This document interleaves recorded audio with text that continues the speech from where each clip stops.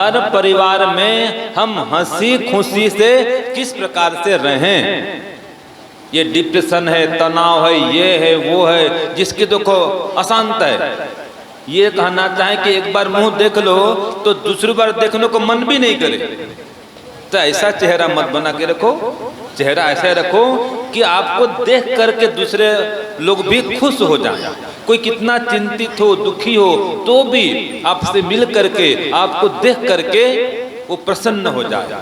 ऐसा अपना व्यक्तित्व, ऐसा अपना व्यवहार, ऐसी अपनी वाणी, ऐसी मुखाकृति बना करके रखनी चाहिए।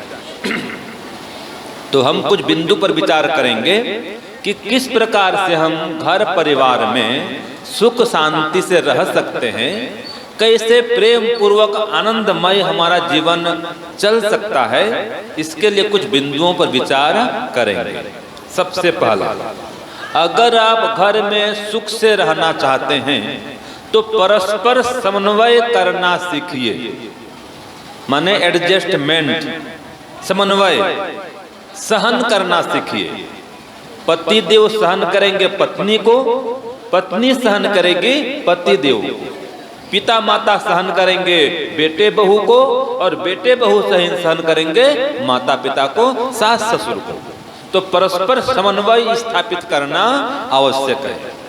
देखिए, जो आज की युवा पीढ़ी है और जो पहले की पीढ़ी है, दोनों में एक गैप आ गया है। तो आज का जो खान पान है, आज का जो रहन सहन है, आज का जो उठना बैठना है, उस जमाने की तुलना में बहुत ही भिन्न हो गया। तो अगर माता पिता ये चाहेंगे, सास ससुर, माता पिता, बड़े बुजुर्ग, कि हमारे समान ही ये रहन सहन करें, खान पान करें, चाल चलन करें, 100% हमारे अनुकूल चलें, ये आज के समय में संभव नहीं है। तो सबसे पहले मैं यही कहना चाहूंगा कि किसी के प्रति आप 100% अपेक्षा न रखें। माने 100% कि मैं जैसा चाहता हूं, जैसा बोलता हूं, सामने वाला वैसा ही करे, वो चाहे बेटा हो चाहे बहू हो।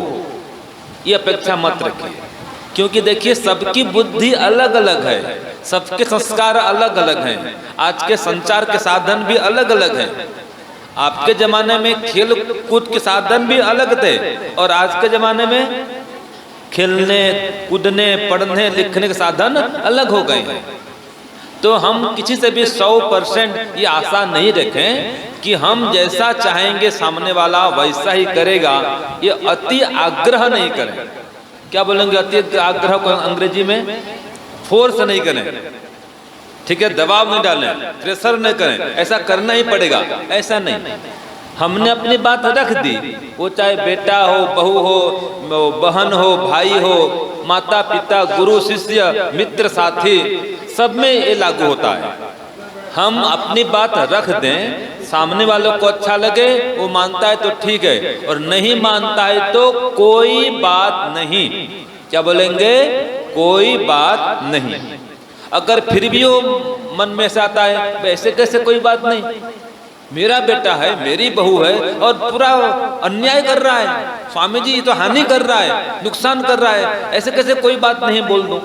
वैसे मन में आता है कि स्वामी जी तो बहुत घाटा कर दे रहा है, मेरा बेटा है, मेरी बहू है, मेरा भाई भी है, मेरी पत्नी है, या मेरे पति देव हैं, मेरे मित्र हैं, ये तो खुला गड़बड़ कर रहे हैं, अन्याय कर रहे हैं, पक्षपात कर रहे हैं, और धर्म से भटक जा रहे हैं। तो ऐसे कैसे कोई बात नहीं कहूं दूं, ये मन में आता है। तो कोई बात नहीं, फिर भी आप उसको एक बार दो बार प्रेम से समझाएं, प्रेम से, डांट करके नहीं। जब बेटे बड़े हो जाते हैं, बेटे बहू सब लोग बड़े बड़े हो गए, अब आप उनको डांट करके फटकार करके समझा नहीं सकते। ये हो सकता है आप अपनी बात को समझाने के लिए उसके लाभ को बता दें। समझ रहे हैं कि बेटा ये काम करेगा तुझे ये लाभ मिलेगा, और नहीं करेगा ये हानि होगी। अब उसको एक बार समझा दिए, वो मानता है ठीक है, और नहीं मानता है तो कोई बात नहीं। फिर भी वही बात, फिर कैसे कही, ऐसे कैसे कोई बात नहीं, ये तो हानि हो जाएगी। तो अगला वाक्य है, ईश्वर न्याय करेगा। पहला क्या था, कोई बात नहीं, दूसरा ईश्वर न्याय करेगा। जब खुद धोखा खाएगा, एक बार अनुभव में आएगा और पछताएगा तो याद करेगा, हाँ पिताजी सही बोल रहे थे, माँ सही बोल रही थी। तो जब तक एक बार ठोकर नहीं खाता है ना बेटा, वो माता पिता को याद नहीं रखता है। जब ठोकर खाता है तो बोलता है, हाँ पिताजी सही बोल रहे थे, माँ सही बोल रही थी। ये सब्जी बनाने के बाद भी है, कोई सब्जी किस प्रकार बनानी है माँ समझाती है, सिखाती है, और बहू नहीं मानती है। तो एक बार जब जल जाएगी, खराब हो जाएगी सब्जी, तो समझ में, हाँ नहीं माँ ही सही बोल रही थी। तो देखो, माता का, पिता का, दादाजी हैं, दादी जी हैं, दादी माँ, ये ताई ताऊ, इन सब का अपना अनुभव है इनके जीवन का। अगर आप घर संसार में युवा पीढ़ी में अभी हैं, तो अगर इन बड़ों के अनुभव का लाभ लेंगे तो आपका भविष्य सुखमय बनेगा। अगर बड़ों के, बुजुर्गों के जो अनुभव हैं, आप उनसे विरुद्ध चलेंगे तो आपकी हानि होगी, बाद में पछताना पड़ेगा। इसी प्रकार से जैसे मैंने पहले कहा, कोई बात नहीं, ईश्वर न्याय करेगा। तो तीसरा शब्द है, देखिए कितना दुख हो, कष्ट हो, कोई बात नहीं मानता, कुछ हानि हो रही है, अपमान हो गया, कुछ भी हो गया है, लेकिन याद रखिए ये समय भी बीत जाएगा। बोलिए, ये समय भी बीत जाएगा। आज हानि हो रही है, आज बेटे बहू बात नहीं मानते हैं, कल मानेंगे और दौड़ के आएंगे, पैर पड़ेंगे, पिताजी भूल हो गई, गलती हो गई, माफ कर दो। तो तब आपको फिर उदार चित्त होना पड़ेगा। तो ईश्वर न्याय करेगा। और तीसरा है, ये समय भी बीत जाएगा। चौथी बात, आप सोचते हैं कि स्वामी जी मेरे बेटे मेरी बात नहीं मानते, कोई कहता है मेरी पत्नी मेरी बात ही नहीं सुनती है, कोई कहता है, गुरु जी कहता है कि क्या करूं आचार्य जी, ये मेरे शिष्य हैं, मेरी बात नहीं मानते। बेटे भी बोलते हैं कि स्वामी जी क्या बताएं, माता पिता तो सुनते नहीं, वो अपनी बात करते हैं। तो इसका उपाय यह है, देखो भगवान कृष्ण की बात भी सबने मानी थी क्या? क्यों जी? भगवान कृष्ण ने जो बात कही, क्या उनकी बात सबने स्वीकार की थी उस समय? अगर उनकी बात मान ली गई होती तो महाभारत का युद्ध नहीं होता, है कि नहीं है? तो महाभारत में आपने देखा कि भगवान कृष्ण की भी सारी बातें नहीं मानी गई। तो आप हम क्या हैं भाई? और आप सोचते होंगे कि मेरा अपमान होता है, मुझे लोग उल्टा पुल्टा कहते हैं, निंदा करते हैं, चुगली करते हैं, मेरी अवज्ञा करते हैं। ऐसा नहीं है, यह अनादिकाल से परंपरा चली आ रही है। भगवान कृष्ण को भी 100 गालियां पड़ी थी। कितनी गालियां पड़ी थी? गालियां 100। किसने दी थी 100 गाली? हाँ जी, शिशुपाल ने। उनके बुआ के बेटा था, बताओ। माने अपने लोग ही दुनिया में अधिक सताते हैं, अपने लोग ही दुख देते हैं, अपने लोग ही धोखा देते हैं, और अपने लोग ही बाद में काम भी आते हैं, अपने लोग ही बाद में सहायता भी करते हैं। दोनों बात है। खून चाहिए, अब ब्लड ग्रुप किसका मिलेगा? एक भाई का दूसरे भाई से तो मिलेगा। तो भाई भाई में कितना ही झगड़ा हो, बाद में दोनों एक होंगे ही होंगे, और सहायता भी भाई ही करेगा। इसलिए मंत्र आता है सनो बंधु, कि वो परमात्मा हमारा बंधु है, भाई समान सुखदाई है।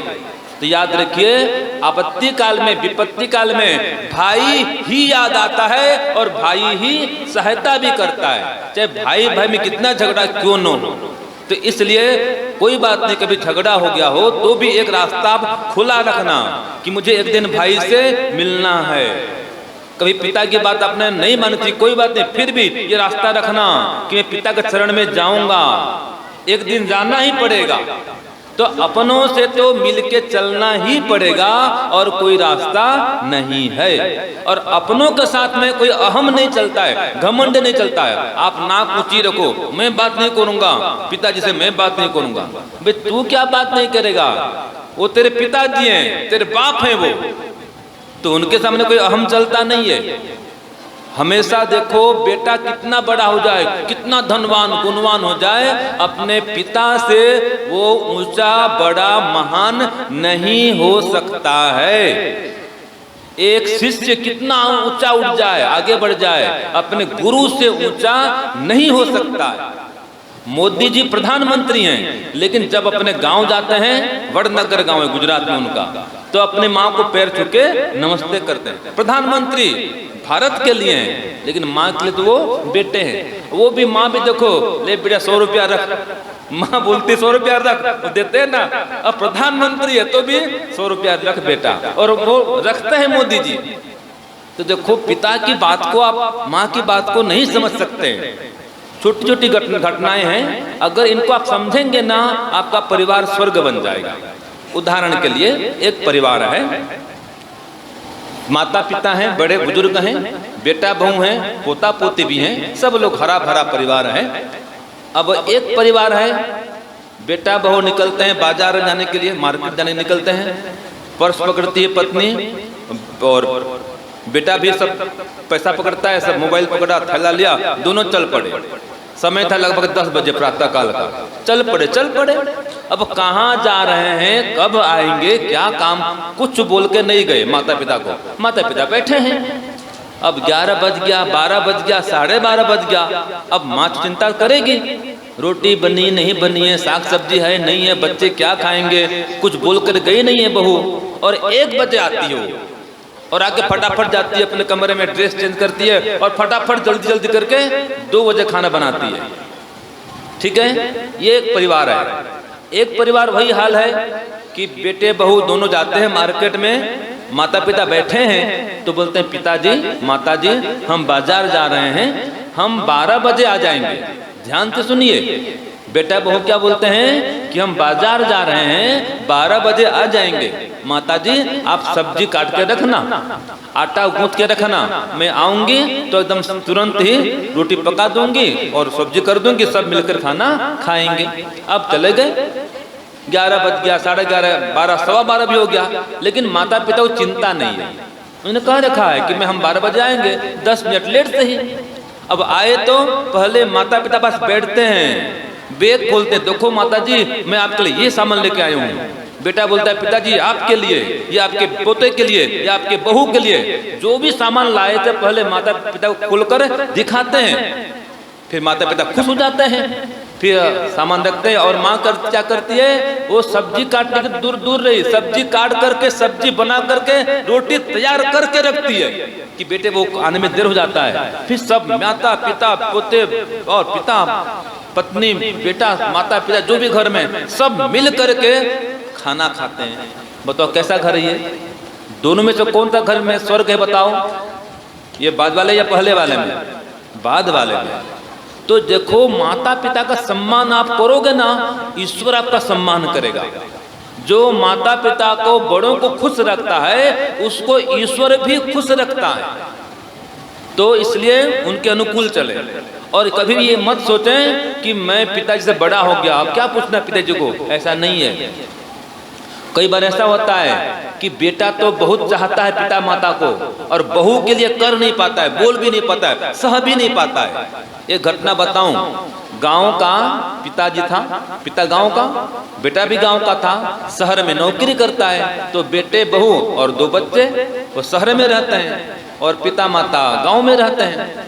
अब तनख्वाह के लास्ट का समय है, तनख्वाह मतलब वेतन, आप क्या बोलते तनख्वाह को? वेतन, तनख्वाह। तो वो लास्ट समय था, अंतिम था समय, अब वेतन आने वाला था, आया नहीं था। तो पिताजी पहुंच गए शहर में बेटे पास में। अब देखती है बहू कि पिताजी आ गए। अब दूर से देखती है तो एकदम नाक मुंह सिकोड़ती है, कहाँ भी आ गए, पैसा भी नहीं है, और आगे कुछ मांगेंगे लेके जाएंगे, तकलीफ।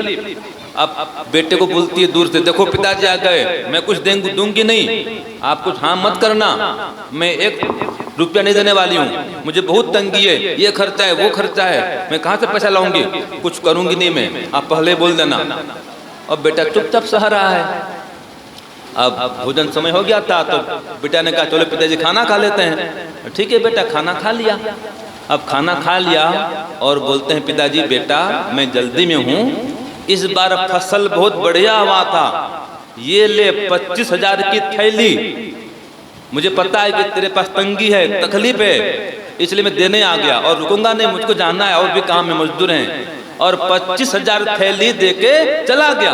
अब क्या बोलता है बेटा, नहीं नहीं पिताजी नहीं चाहिए नहीं चाहिए। अरे तू वही बेटा है ना जो 50 पैसा लेने के लिए मुझ पर कितना जिद करता था, वही बेटा है। 50 पैसा मांगता था और मेरे पास नहीं होता था तो तू हट करता था, नहीं दो दो दो, और आज 25,000 दे रहा हूं, नहीं ले रहा है, क्या मुझसे बड़ा हो गया? अब बेटे की आंख से आंसू आते हैं, है कि नहीं? जो बेटा 50 पैसा के लिए पिता को तंग करता था, आज वो पिता से बोलता है नहीं पिताजी नहीं चाहिए। तो क्या बोलते हैं पिताजी, नहीं बेटा मुझे पता है तेरी स्थिति क्या है। तो देखो हर माता पिता को अपने बेटे बहू को अच्छी परख होती है कि मेरी बहू कैसी है, मेरा बेटा कैसा है, सब जानते हैं। और यह याद रखिए, हमेशा उनका कल्याण ही चाहते हैं। माता पिता बेटा बहू के कभी अकल्याण नहीं चाहते। तो हम सबका कर्तव्य है कि जब तक माता पिता हैं उनकी आज्ञा अनुसार हम जीवन चलाएं, उनको प्रसन्न रखें। और ये भी याद रखिए, अगर आप माता पिता को प्रसन्न रखेंगे ना तो खुद भी प्रसन्नता से जिएंगे। और अगर आपके व्यवहार से माता पिता दुखी हैं तो आप भी सुखी नहीं रह सकते हैं, निश्चित बात है ये। एक घटना और बता दूं आपको, सच्ची घटना है। जब मैंने घर त्याग किया था आज से लगभग 20 साल पहले, तब हमारे समय क्या था, हमारे समय में हम पढ़े रोजड़ में जी, तो घर में कोई संपर्क नहीं, कोई फोन नहीं, उसमें तो मोबाइल था भी नहीं, तो कोई फोन नहीं, लैंडलाइन में कोई पत्र व्यवहार कुछ नहीं। तो जब मैं घर छोड़ के आ गया तो मैं एक पत्र लिख दिया था कि अब मैं यहाँ गुरुकुल पढ़ने के लिए आ गया हूँ, आप लोग चिंता नहीं करना, और मैं अब घर आने वाला नहीं हूँ, ये भी लिख दिया। मुझे घर से एक पैसा नहीं चाहिए, न मुझसे मांगना न मुझको देना, मैं तो अलग जीवन जीऊंगा, ये संन्यास जीवन जीऊंगा। मैंने पत्र भेज दिया। अब देखो कई साल के बाद में, जब उसमें नया नया मोबाइल आया था 6-7 साल के बाद में, तो पिताजी ने मुझे फोन किया, मेरे पास तब मोबाइल आ गया था गुरुकुल की ओर से। तो हम तो घर में बोलते थे उड़िया, मेरी मातृभाषा उड़िया है। तो जब मैंने रिसीव किया तो पिताजी हिंदी बोल रहे थे। अब मैं सोचा 5-7 साल बाद में अब हिंदी बोल रहे हैं, मैं कहा कौन बोल रहे हैं भाई? मैं कहा आप कौन बोल रहे हैं, क्यों हिंदी बोल रहे हो आप? पिताजी कभी हिंदी बोले नहीं, उड़िया बोलते थे हमेशा। तो कुछ स्वर में परिवर्तन भी आ गया था। उन्होंने कहा मैं आपके दोस्त का पिताजी बोलता हूँ, वो भी नहीं पता कि मैं पिताजी बोल रहा हूँ। मैं कहा ठीक है, सब समाचार दिया, मैं बढ़िया हूँ, वो बढ़िया है, आप घर में बोल देना कि मैं बढ़िया लिख रहा पढ़ रहा हूँ, अब यहाँ पर मास्टर बन गया हूँ और प्रचार करता हूँ और मैं ठीक हूँ, आप माता पिता को नमस्ते प्रणाम कर देना। तो मैं बता दिया, वो भी हाँ बेटा आशीर्वाद तेरे को भी है, ऐसे को भी दे दिया। अब बाद में मुझे पता चला कि ये शायद मेरे पिताजी ही थे। बताओ और कैसा लगा होगा पिताजी को उस समय। फिर जब बाद में कई साल बाद में मैं गाँव में गया, घर जाता नहीं था तो घर नहीं गया, मैं बाहर में मिला, तो लोगों ने कहा कि जब आप घर से चले गए थे तो माताजी कितने साल तक रोती रही थी। तो मुझे भी ऐसा अनुभव हुआ जब मैं पढ़ता था कि जब माँ को कष्ट है ना तो मुझे भी इतना सुख चैन नहीं था। अंदर से भले लिख रहा हूँ पढ़ रहा हूँ लेकिन शांति मुझे नहीं थी। और जब माँ मुझे देखी कि विद्वान बन गया है बेटा, तो मुझे कहती मुझे बेटा एक बार हरिद्वार लेके जाना। मैं कहा माताजी मैं लेके जाऊंगा, अभी मेरे पास पैसा नहीं है, तो मैं पढ़ के निकला हूँ, जब पैसा होगा आपको जरूर मैं हरिद्वार ले जाऊंगा। हरिद्वार और शांति कुंज उनकी इच्छा थी। मैं कहा ठीक है ले जाऊंगा, बाद में लेके जाऊंगा। तो तब माँ खुश हो गई कि बेटा इतना बड़ा विद्वान हो गया है और इसका नाम हो गया है, प्रचार करता है। तो माँ की खुशी से मुझे अंदर से खुशी मिली, माता पिता दोनों खुश हो गए कि बेटा विद्वान बन गया है। अब फिर मुझे सम्मान मिला, टंकारा में 25,000 का सम्मान मिला अच्छे काम से। तो मैं कहा ये सम्मान तो माता पिता से मुझे मिला है, उन्होंने पढ़ा लिखा बड़ा दिया था, बड़ा किया था, ये सम्मान उनके लिए अर्पित है। फिर मैं फोन किया कि मैं आपको लेने के लिए आ रहा हूँ और आपको हवाई जहाज में लेके जाऊंगा। माता पिता खुश, तो इतने खुश हुए माता पिता, उनको पहली बार हवाई जहाज में ले गया, दिल्ली बुलाया, फिर दिल्ली से वहाँ साथ में गए, हम साथ में दिल्ली आए थे, मतलब हवाई जहाज में ही। तो माता पिता खुश हैं तो आज मैं खुश हूँ ये कह रहा हूँ। कि मैं सन्यासी हो चुका हूं, तथापि मेरे माता पिता वानप्रस्थी हैं, मैं घर नहीं जाता हूं, लेकिन उनका आशीर्वाद मेरे ऊपर सतत बरसता है। आज भी मेरे ऊपर उनका आशीर्वाद विद्यमान है और उनके आशीर्वाद के कारण ही मैं इतना आगे बढ़ पाया हूं और बढ़ रहा हूं। तो जो सन्यासी बन गया है उसके ऊपर भी माता पिता के आशीर्वाद का इतना असर होता है, तो आप गृहस्थी पर कितना असर होगा आप विचार कर सकते हैं। और आपकी उन्नति में याद रखिए, आपकी जो भी उन्नति हो रही है वो हुई है, उसमें से मात्र और मात्र 2% हिस्सा आपका है। कितना जी? 2% हिस्सा। और 2% हिस्सा उसमें माता पिता का भी है, 2% हिस्सा गुरुजन का भी है। कितना हो गया? 2 आपका, 2 माता पिता का और 2 गुरुजन का, और 2% किसका है? समाज वालों का भी है। अब कितना हो गया? हाँ जी, 8 हो गया। 2 आपका, 2 माता पिता, 2 गुरुजन और 2 आपके मित्रजनों का, समाज का, और 2% अदृश्य सहाय करने वाले, अदृश्य जो आपको जानते भी नहीं है, कोई कपड़ा बन के दे रहा है, कोई घड़ी बना के दे रहा है, वो भी सहायता करने वाले हैं, 2% उनका है। और 90% हिस्सा ईश्वर का है हमारी उन्नति प्रगति में। तो अपना केवल 2% है, और हम क्या समझते हैं 98% हमारा, 2% सबका है। तो ऐसा नहीं है। आपकी उन्नति में सबसे प्रथम हिस्सा माँ का है, पिता का है, फिर गुरु का है, फिर समाज का है, और ईश्वर का तो है ही है। तो इसलिए सबके प्रति आप कृतज्ञ होवे, कभी कृतज्ञ बन करके न रहे। हाँ, तो बस अंतिम में चलता हूं अभी। तो सार ये निकलता है कि अगर आप अपने गृहस्थ को सुखमय बनाना चाहते हैं तो एक तो अहम को नष्ट करें, अभिमान को नष्ट करें, मैं बड़ा हूं, मैं सबसे बड़ा हूं, ज्यादा जानता हूं, ये हटाएं। विनम्रता पूर्वक, सरलता पूर्वक, मधुरता पूर्वक वाणी व्यवहार करें, सहनशीलता बढ़ाएं, और आपका जितना खर्च है ना, उस खर्च के आधार पर जितना आय है उसके आधार पर व्यय करें। अगर आय कम और व्यय ज्यादा तो आपको नुकसान होगा, हानि होगी, दुख उठाना पड़ेगा। अभी देख रहा था मैं, आपके वहां से आए हैं ना लोग, कहां से आए हैं? आपके फैक्ट्री से लोग आए हैं ना। मैंने कहा कर्मयोगी हैं, कर्मयोगी, वर्कर नहीं। वो कौन है? कर्मयोगी हैं। और उन्होंने भी 50-100 का दान दिया है, मैंने देख रहा था। तो ये भी याद रखिए, जो दान है वो सुख का कारण है। दान क्या है? सुख का कारण है, और मरने वाले का साथी दान ही होता है। तो इसलिए आप अच्छे कार्यों में यथा सामर्थ्य दान जरूर कीजिए, परोपकार जरूर कीजिए। तो जो जितना दान धर्म परोपकार करता है उसका यह लोक भी और परलोक भी दोनों सुखमय होता है। अंतिम संदेश है, धर्माचरण ही सब सुखों का मूल है। बोलिए, धर्माचरण ही सब सुखों का मूल है और अधर्माचरण सब दुखों का मूल है। तो हमारे धर्मदेव जी बैठे हैं, धर्मदेव धर्म को बढ़ाने वाले हैं, धर्म का दान करने वाले हैं। तो उनसे हम प्रेरणा प्राप्त करें, हम भी धर्मदेव बने, धर्म के कार्यों में देव बने, माने देने वाले हुए। तो इस कार्य में कितना खर्चा हुआ होगा मुझे पता नहीं है। यथा संभव आप सब आए हैं, ऐसे धर्म के काम में जरूर कुछ न कुछ सहयोग करके जाएं, और ये सहयोग जो है आपको इस लोक में, परलोक में और मृत्यु काल में भी सुख देगा। जितना सहयोग दूसरा को आप देते हैं उतना सहयोग आपको परमात्मा भी करता है, वो आपको सुख देता है। तो इस प्रकार से अपने परिवार में धर्म को बढ़ाएं, परस्पर सहयोग बढ़ाएं, एक दूसरे प्रति त्याग समर्पण की भावना लाएं, और प्रेम पूर्वक रहें, सहन शक्ति पूर्वक रहें, मधुरता पूर्वक वाणी व्यवहार करते हुए परिवार में मिलजुल कर रहें। तो ऐसा परिवार स्वर्ग होता है। माताओं बहनों, आप सभी लोग सुखी रहें, स्वस्थ बने, आयुष्मान बने, इतना कहते हुए ओम शांति, ओम शम।